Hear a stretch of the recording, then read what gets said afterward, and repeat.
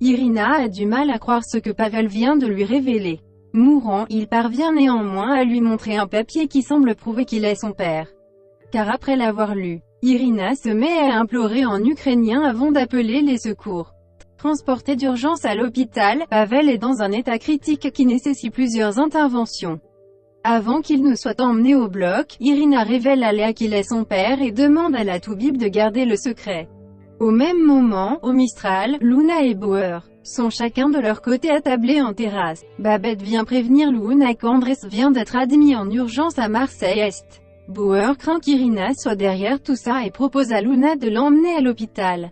Mais la jeune femme préfère rester en dehors de cette affaire. Au bloc, Léa se démène comme un beau diable pour sauver Pavel. Mais les choses se compliquent et elle est obligée de le choquer.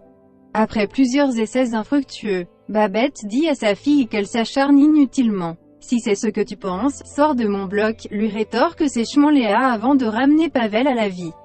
Même si elle a refusé d'accompagner Bauer à l'hôpital, Luna pense à Andrés, dont elle est éperdument amoureuse. Elle est malgré tout très concentrée quand Bertrand vient chez elle lui apporter des béquilles. Elle fait quelques pas debout, devant une Myrta, incapable de cacher sa joie. D'ailleurs, Luna aussi devrait être fière d'elle. Une fois seule, Luna avoue qu'elle n'arrive pas à apprécier pleinement cet événement. D'ailleurs, si elle marche aujourd'hui, c'est aussi grâce à Andrés. En fin d'après-midi, Victoire raconte à Sacha les derniers événements et lui suggère de rendre visite à Luna, sûrement au fond du trou.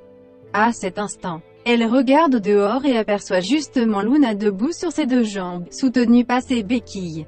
Elle se dirige vers le Mistral, sous le regard protecteur de Myrta. Sacha la regarde à son tour, comme Roland et d'autres. Alors qu'elle franchit le seuil du bar sous un tonnerre d'applaudissements, Luna se dirige, victorieuse, vers Roland qui lui tend les bras.